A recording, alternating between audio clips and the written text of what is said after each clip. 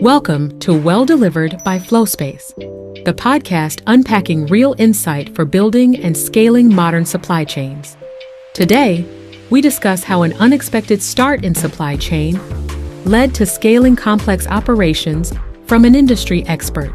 Welcome, everyone, to the inaugural episode of Well Delivered by FlowSpace. My name is Ben Eachus. I am the co-founder and CEO of FlowSpace, which is a fulfillment platform that helps e-commerce brands store and ship their products closer to their consumers. Joining us on the call is Casey Plachek, who has spent the last 15 years optimizing supply chains, first as a consultant and then later working directly with fast-growing CPG brands like Wolf's, a pet supplement brand, and most recently, she is the VP of Operations at Hiya, which is a children's healthcare brand that is rapidly expanding. So, Casey, thank you for joining us. Yeah, thanks for having me. Casey, I just want to know, how did you end up in supply chain operations? Did you dream of it as a kid? You were going to be in supply chain? No. I actually thought I was going to end up in marketing after I went to business school. But funny enough, I actually started my career in it's called ISE, so Industrial Systems Engineering. And then somehow I got talked over into the business school. And then the business school is like, we basically have that degree with the business degree. And that's kind of how I ended up here. But I feel like everyone has one really good professor that convinces them to go down their career path. And I had mine at college at Ohio State, and he was just like, you're made for this because it's the perfect combination of doing something with critical thinking and analytics, but you're also doing a lot of piecing together a big puzzle and trying to solve it on the fly. And that really is what supply chain is the mix of interacting with people, influencing people, looking at numbers, coming up with an analytical plan, and then trying to figure out how all the pieces go together and putting them into action. I totally agree. And from my perspective, one of the things that I loved about it was how mathematical it can be, but then also all of the things that you're working on touch physical products and people that are moving these products. So it's kind of this unique combination where you need an analytical background, but you also need to be good with working with teams cross-functionally. Yeah. And it's exciting. So you had this amazing professor at Ohio State. How did you get your start? Like, what was your first role in supply chain? Yeah, so I've always been in the natural products industry my entire career. I've been into better for you products just because I myself am a type 1 diabetic and I have celiac disease. So since I was like 12 years old, I've always been reading nutrition fact panels or supplement fact panels and just really interested in what I put in my body and what it does for me. So when I was in college, I was actually looking at the product labels at Whole Foods, and I found a company that was called Real and Wonderful. They went by Raw, and they made these dehydrated macaroons and snack crackers. And they were in Columbus, Ohio at my local Whole Foods. So I literally just emailed them and was like, hey, can I come work at your production facility? Like, I need a part-time job. I'm in college right now. And they were just like, sure, come and learn dehydration. So I worked in that facility doing everything from line work, packaging, mixing, blending, fulfillment of orders for Whole Foods, and got this really tangible real world experience the first 3 years of what I considered my career, because it really got me interested at the small scale, like how you build into something much larger scale. But I got to actually do it, which to some degree really helps you put things in perspective when you're building a brand. Where do you even start and get to the next level? So it was a really good fundamental training to get used to what small business looked like. And then after that, I got my first corporate internship with J.M. Smucker in Orville, Ohio. And I got to see at the time what was one of the most automated facilities I've ever been into, where they had robotics for 80 to 90% of the facility. And this is back in 2013. So it really has come a very long ways. And it was really cool just to see, even here I am today, here's the future. And then there's this whole gamut of the in-between world. And that's kind of where I work now. That is super cool. And I love that you got your start physically on the line. And I'm sure it helps you at least visualize some of the things that you're working on. Yeah, like the lines on the spreadsheet. Problem solver. Yeah. And you learned a lot about, like, I'm going through like Pokeyoke in college. I'm going through learning about how you write things for equipment. So it was like we were going over how do we go from scooping out macaroons with an ice cream scooper to making them more into like a puck so they could go through the machine and become more automated. So just even being a part of that really helps your brain going in that right direction. How do I actually like change things to make sense for what we can do and like what the customer wants at the same time? That is super cool. I'm sure seeing it at Smucker, it was almost like this is what you can aspire to be in many Yeah. years, right? And kind of building. So Yeah. you see what good looks like, but then I think a lot of your career has been spent at these emerging brands that are scaling, Yeah. right? And kind of providing that guidelines Yeah. to get there. Yeah, there's a whole gamut between like $1 in sales and 100 million, and then there's a whole nother thing from 100 to 500, and then after a bill, it's just like I'm expecting lots of robotic picking and manufacturing at that point. I had a business school professor, and I had kind of dreamed of starting my own company and all that. And one of the things he said was that if you want to start your own company, the most common starting place for that is to work at a company with less than 100 people. And then you go do it. And I was wondered, that never quite made sense to me. And then I joined at a smaller company. And I think it's because you can kind of see how the sausage is made. There's no separate departments. Your hands are kind of in everything. And it sounds like you got that experience with the Whole Foods vendor there. Oh, for sure. That was the intro. There's lots more intricacies that happened over the years. For sure. So from there, from Smucker, it sounds like you started your own consulting firm to help brands with some of these scaling problems. Could you maybe just talk about why companies would hire you, what you focused on? I have a million follow-up questions too, but there's a million. Yeah, it actually starts back a little bit sooner than that though. So my first job out of college was being a replenishment buyer for Whole Foods in Florida. So this kind of got me onto the retailer side and got to work in a retail distribution center setting, got to see more of how the distribution side of food went, and just got me privy to what are buyers even looking for, right? Everyone has this aspiration, the CPG, the natural CPG space. Whole Foods is still the golden egg. Everyone wants to get there. So that helped to give me a lot more insight to the sales and marketing piece of what do we even need to do, knowing the operational side of how we get there. What does it need to be the end goal? And then from there, I kind of drifted into the beauty space for a while, still working in distribution and manufacturing, but eventually came back and worked for another consulting firm. As you said, like work for someone to see how it works. So back in 2019, I worked for a startup called City. They're still around. They've kind of become more of a venture capital company now. But they were doing, honestly, what I ended up doing really similar. You work with brands as a fractional consultant / you're an in-time person. You're working there some of the time. They don't need you full-time, so they pay fractional of what they would pay for you to be a full-time equivalent. But truthfully, I had a really great boss who I still love to this day, and she got me more on the scrappy side of learning how do you even build a supply chain? Where do you start? What's necessary? What's not? It was in this period that I got introduced to what I'm going to call like mini ERP systems. Everything I had known were the big systems of JD Edwards, SAP, Sage X3, and I got to know Deer, Syncor 7, some of these other small processing platforms, like really how to set them up and integrate them with Shopify. And at this point in life, it was also my first time getting introduced to Shopify, which everyone knows now. But in 2019, I'd never worked within the website. I've always worked on the back end. So 2020 was really the evolution of getting more into the technical side for me and learning what technically had to be done to make something, move it, and then distribute it. The 2020 was totally a building year. I can say for sure a lot of stuff I knew coming from corporate did not apply to small business at all. It was having to relearn the why before everything versus when you're in corporate, you kind of just do and that's your job.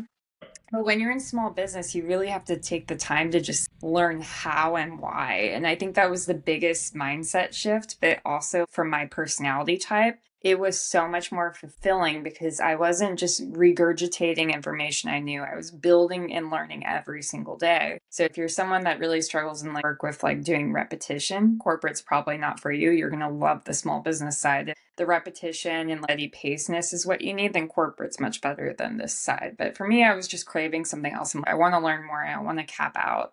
So working in the small business side, working with Citi really got me introduced to what it takes to actually build a brand, whether it was setting up the logistics, doing the pickups, setting up a 3PL, finding new co-packers, learning label and regulatory, getting exposed to different types of problems that you can have in production, right? If it's refrigerated, frozen, a sauce, a meat, there's so many different parameters you can hit, and you have to learn these little things for each of them. And then honestly, at some point, it was just my company wanted to become more of a venture capital firm. I was kind of ready to work with some smaller clients and even what they took on. So I started out on my own in 2021 and became a consultant, kind of doing what I was doing before. But what I changed up was kind of just letting people tell me, treat me as a project manager, tell me what you need help with, which was an interesting few years because the stuff people came to me to started to get more repetitious, but it was really varied. I had everything from a couple startups that hadn't even done $250,000 to startups that were doing about 150 million and everything in between. At first, I thought, I'm going to help a lot more of the smaller guys, but the truth was, with tackling that audience, they had a lot harder time paying me what I needed. Sure. So then I started to go to kind of a middle tier. And I will say this whole time, I'm very, very, very niche. I'm supply chain, I'm natural products. I can help in some areas, but I'm really trying to stick to food. If it's not food, I might not be the right consultant. So it was very narrow, all referral based, absolutely no marketing besides posting on LinkedIn every day, which truly built my personal brand up quite a bit.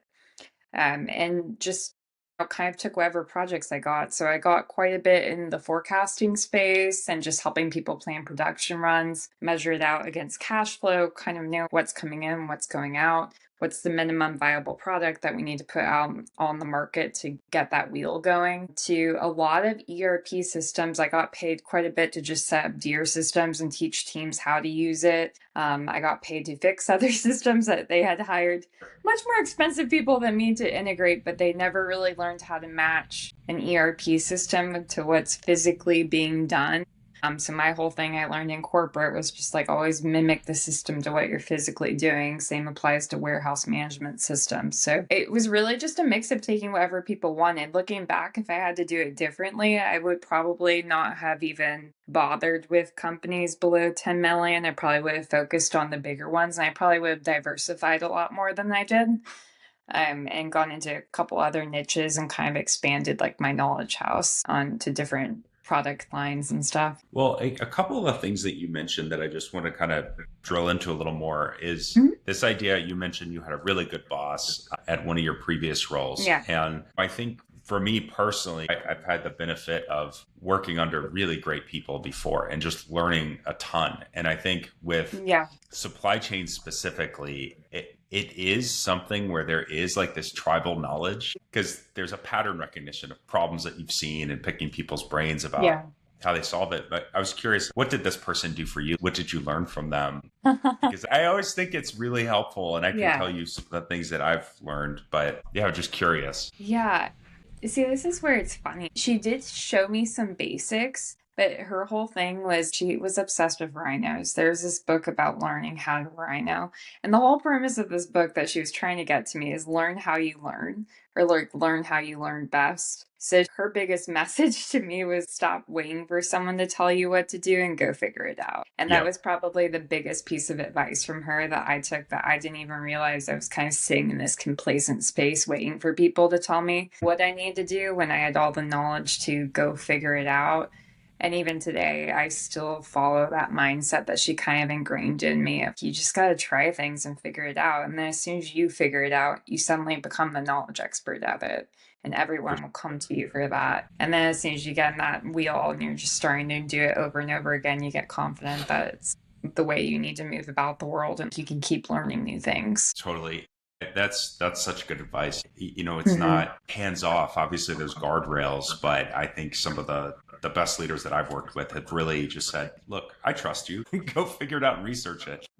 Yeah. And that's been so helpful. The other question I had for you, and you're coming from a big corporation and you're going to work for companies that are just starting out, right? And obviously, you're working at these companies because you believe in the mission, you believe that they could be really big. One of the things that struck me from coming from a bigger corporation to then startup land in working for a fast growing direct consumer company is that everything, even in supply chain, was a sales pitch. Right? You're convincing a co-manufacturer to work with you. You're convincing a 3PL that your volume 100%. is going to grow over time, and you're almost pitching the promise of what it could be rather than what you are today, right? And I'm just Yeah. curious, like from your perspective running supply chains for these companies, any pieces of advice when dealing with vendors and people that you need to kind of, they may be vendors of yours, but you still need them to believe in you and what you're doing. So Yeah. curious like how you'd There's approach that. Yeah, it depends too at what point we're talking that you're coming into the picture. The Yeah. advice you take if you're under 1 million in sales is you're going to prepay everything. It's just kind of part of the game now. Yeah. People have gotten burnt. You have to have the cash kind of ready to go. It's Yeah. not the same way it was 10 years ago. But even on the other side, what if you're a $50 million company that barely has credit? That's also something I've ran into where they were too cash heavy and they never established credit to be able to have, let's say, $100,000, $200,000 line of credit open. And it really goes back to the best approach was always have the numbers make sense. So at least with the retail side, when we're talking forecasting, being realistic of has the buyer issued a PO? What day are they actually issuing it? How many stores did they promise? What's the typical velocity in that? So at least we can put like some basic numbers and logic behind like what we're saying versus just being like, oh, we expect like 10,000, but there's no logic behind it. Sure. There still has to be a baseline of logic. And I feel that's still the best way to go about planning is Yep. you give basic logic. If someone asks, I should be able to give them enough reason. That's not just my personal opinion, but a reason why we got to those numbers. And usually that helps to convince people that you're at least thinking in a rational, logical way. That's not just, oh, we're going to be the next great things. The thing is, anyone you go into business with, if you go under, they're not getting paid. So they're taking their own risk by helping you and trying to be realistic with yourself of like how these grow, how slotting fees work. Even with D2C, it's a whole different game where it's how much are you willing to spend in CAC? What are you willing to spend per day? Trying to figure out these metrics of how it converts. Having some baseline understanding definitely helps people lend you credit, whether it's through the credit lines or through money you're raising. You just have to have a baseline understanding of what you're getting into in today's world versus what it was.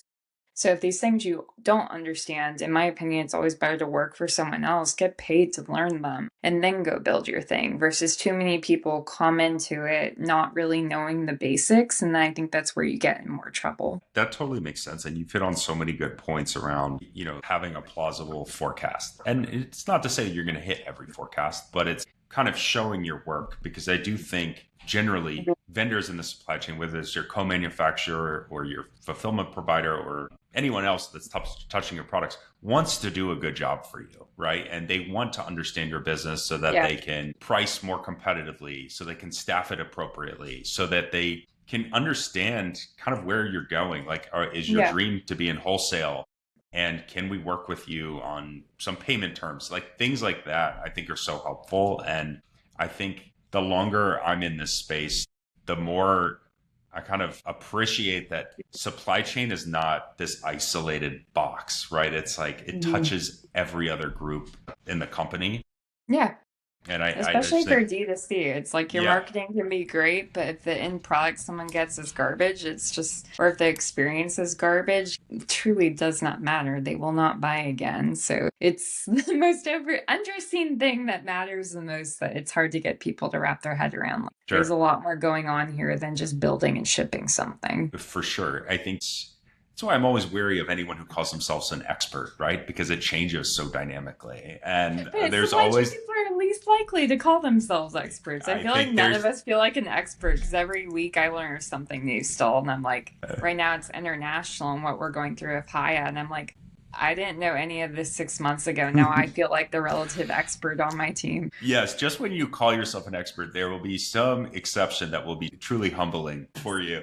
Well, maybe we can talk a little about that on the Mhm. international expansion. So Yeah. many great brands start in the US, and that's an amazing market. There's obviously a lot of money spent on these types of products, but can you share any learnings of when are you ready to take that next step and maybe sell your products in other areas of North America or Europe, or how do you think Yeah. about that? Yeah, I think it kind of breaks down into like two questions because I think the first piece you have to ask yourself is like, what am I doing in the US first? If you are a US brand, like, are you D2C or are you retail? Because it's two very different paths, and almost anyone that tries to do both immediately usually fails. And even doing retail locally is still different than doing D2C nationally.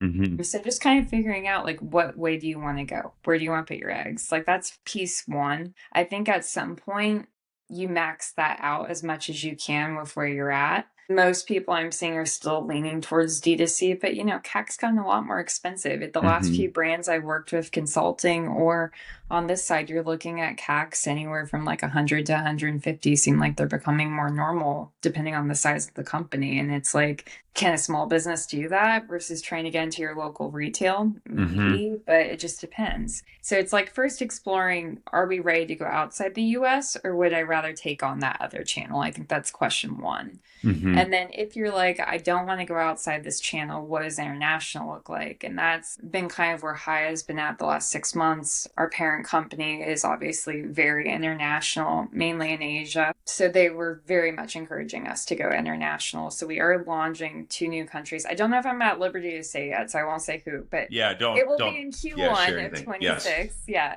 We will be launching two new countries. And just in the last 6 months alone, I can say you need a team. You can't just do this with two people. There's absolutely no way. Because even hiring consultants, we've gotten conflicting answers.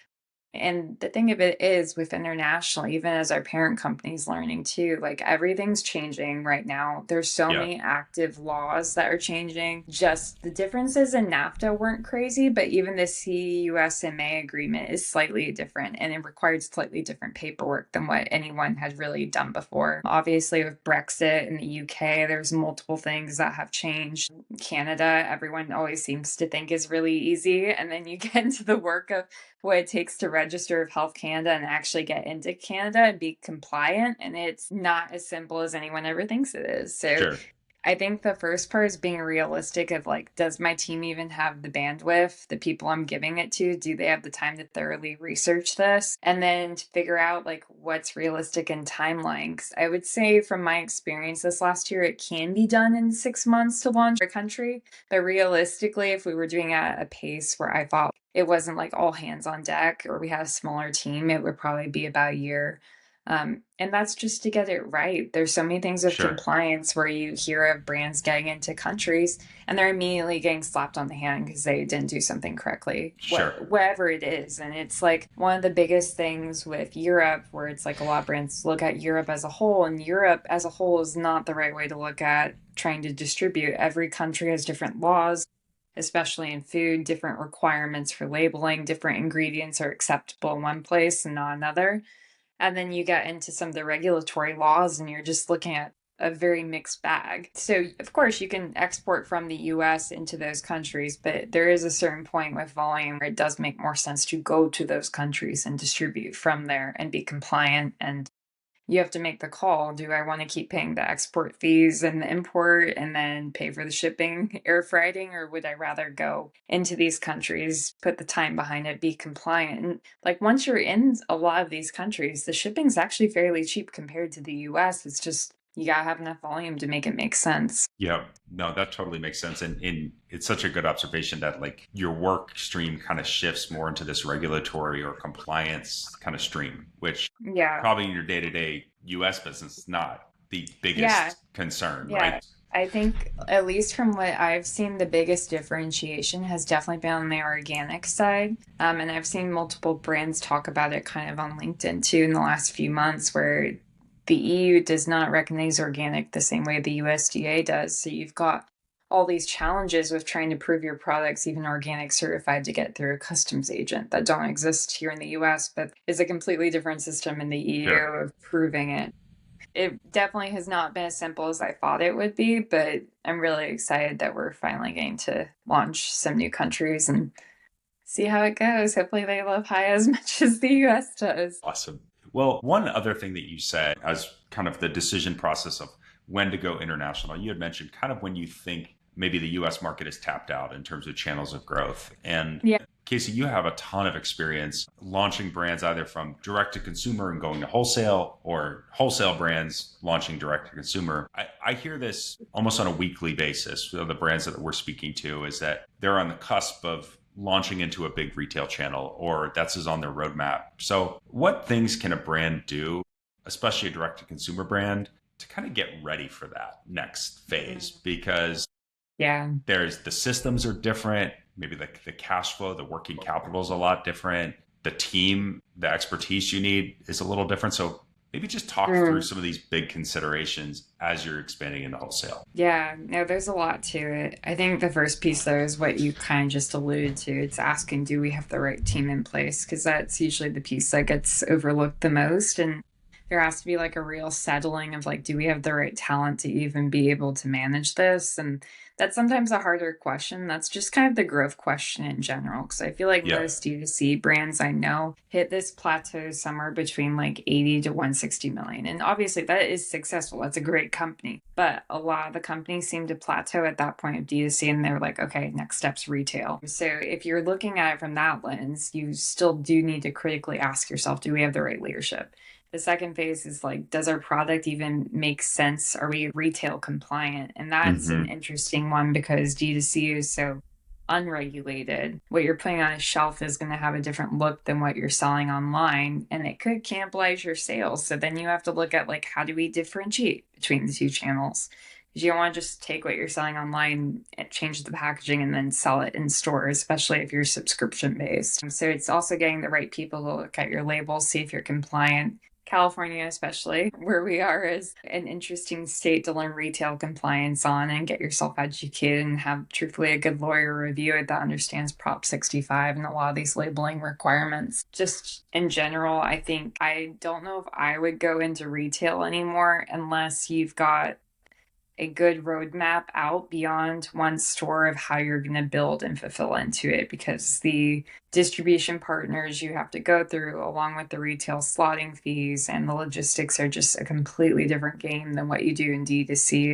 You really need to have someone that knows what they're doing and has that like 3-year plan in place. So I think what you're saying is you can't just kind of, this can't be a side project, right? No, it's like absolutely you're either not. That's where I kind of get into, you have to ask yourself, do we want to go international D2C or do we want to go retail? Because both are going to require you to have more resources than you have in that moment in time. You Sure. got to decide which way your team feels more aligned with. Because I'd say there's pros and cons to both. You're not competing with your own product if you're doing international, but retail does have the potential to make millions if you do it right and strategically, and they're combining distribution resources and you're getting enough volume going through some of these groups like Unify and KHE. It could make sense. It is always better, but you'd have to establish a really good presence online before anyone's going to be able to put you into their stores directly. Really great insight. The thing that struck me, having gone through that experience at a brand where we started direct to consumer to go to wholesale, is just how different those worlds are in terms of, with wholesale, you have to hold a minimum quantity of safety stock, right? That has implications on your cash flow. The tech stack is different, which I didn't appreciate, right? Yeah. You're now talking about EDI. And I remember there's a meeting where we're talking to some of our developers who focus mainly on the direct to consumer side. And they're like, what is EDI? And you're explaining, it's like, well, it's this thing that was developed in the 70s, but all of your healthcare records and all of retail is run on this system. So it's a change, and you definitely need to invest in it in order to scale it. But to your point, when done right, it can be just this major growth lever for you. Yeah. For sure. If you hire the right team, I think that's like my biggest takeaway. Everyone that expanded and has done it well has hired a completely separate team than the one that already existed to execute these other channels. It's almost like a B2B sales, right? It's a different sales channel that you're going into. So, Casey, just looking forward a bit, what's exciting you about your role today? Like, what are some of the exciting challenges that you're working on? And what are you looking forward to in the next couple of years? Trends that you're seeing, anything like that? Yeah, no, I think one of the more exciting pieces I've worked on through the international project, our partner is that we're going to be working with in the UK for distribution is really similar to how Smucker's was, where you walk into their facility and 90% of it's automated. The only thing that is not automated is our like kitting of our month one kits at Hiya. So I'm really excited to just see kind of this full on automation starting to progress forward. I think it's going to become really popular in the next 10 years. I know it's definitely expensive to implement. I still don't know how many millions of dollars of robotics I got to see, but it is an interesting thing that is starting to change, and I've seen more groups offering it. And the COGS have been lowered, like on fulfillment order fees, by about 40 to 50% over what I pay for like manual picking and packing in the US. So I do think we are going to see the rise of like more systemic automation, fulfillment, pick towers, conveyor belts going into trucks. I think that is the future of what we're going to see. After that, though, I'm really curious with like, truthfully, just consumer patterns, especially the Gen Z market, because everything we're doing is totally antiquated with boomers, millennials. I want things the way I want it quick, I want it specialized, customized, whatever. But I am curious with them if they start to change the habits of the industry just because they start realizing like, oh, this is putting out a ton of cardboard for me to get something delivered to my box. It goes against saving, the planet 'cause we're all delivering our own customized packages to our house. I'm curious to see if we see an evolution slightly backwards where we're seeing more consolidation 10 plus years from now than we do today, or if we're going to see something that I might not even have on my radar yet. Oh, interesting. And first off, I don't know if millennials are old, Casey. Like, I think we have some ways to go there, but you're saying that basically some of this ultra fast delivery kind of initiatives, right? I want the product immediately. Yeah. Obviously, I think that's the next 10 years. And then after that, I'm really not sure. As like Gen Z starts to replace boomers in the marketplace, I am curious to see if we see like a shift backwards where it's going to be more consolidation towards like retail. That's super interesting. Yeah, because the last 20 years since I've been in the space of all pushed towards faster and faster and faster, but obviously that has impact where you're shipping, I don't know if I need a toothbrush in like 2 hours, right? Like, and that's inefficient to pack them on a truck and deliver. So that'll be really, really interesting. I was wondering also from a technology standpoint, aside from automation, any particular tools that you're using or evaluating that are exciting to you that you think have a lot of promise? I know there's a lot of talk about AI and all of these things, but curious what you're seeing in like your daily life. Yeah, truthfully, I'm probably not the best person to answer this because we're still using tools that are a little bit on the older end. I mean, we are just now implementing NetSuite. We're moving away from SynCore 7. We're using an Oracle system that's been around for a while called Demantra. So we're integrating Demantra with NetSuite to do MRP planning.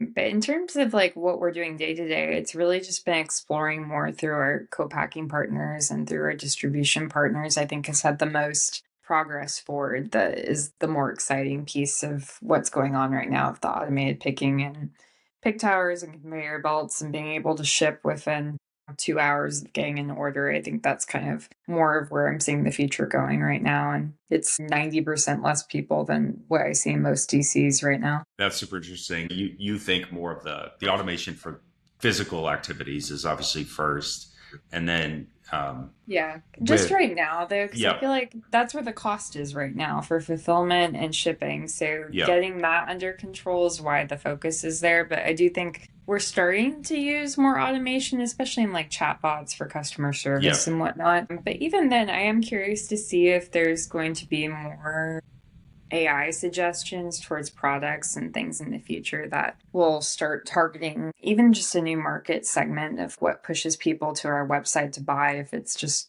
AI generated suggestions of products to solve for problems with kids. For sure. No, that makes a lot of sense. I think one of the use cases that surprised us when we released an AI feature in our platform was that many customer service teams of merchants that we support are big users of the product, and they were asking questions in their native languages. So whether it be Spanish or Vietnamese, they would ask the questions in the tool in their language, and we wouldn't have to localize any of that. And that was cool because the product just responded in the same language. I didn't anticipate that.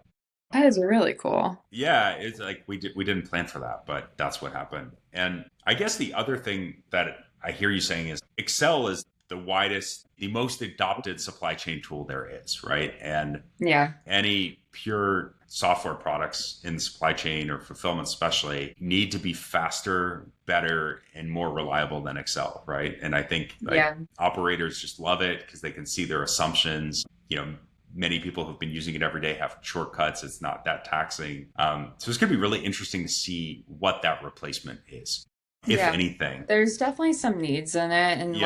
And truthfully, I probably just haven't done a great job of going out there to seek solutions. But even with documentation and supply chain, just sourcing and showing all the paperwork throughout the supply chain in one place and being able to organize that, there's a lot of opportunities for things to get way more smooth than they are today, especially if doing importation and customs. I don't know if it doesn't exist or the right people haven't solved it yet, but there's plenty of challenges just with paperwork streamlining that definitely could use some AI improvements. Totally. And I think the next step after that is ensuring that it can talk to the systems that you already have in place. And ERP is your financial system of record. It's tough to use all these point solutions where they're not fully integrated. It often just creates more work for the teams. So I guess, just with some closing thoughts, Casey, I'm going to put you on the spot here. Yeah, go for it. What is the thing that you're most looking forward to in 2026? It's the end of the year. We should be reflective here. So what's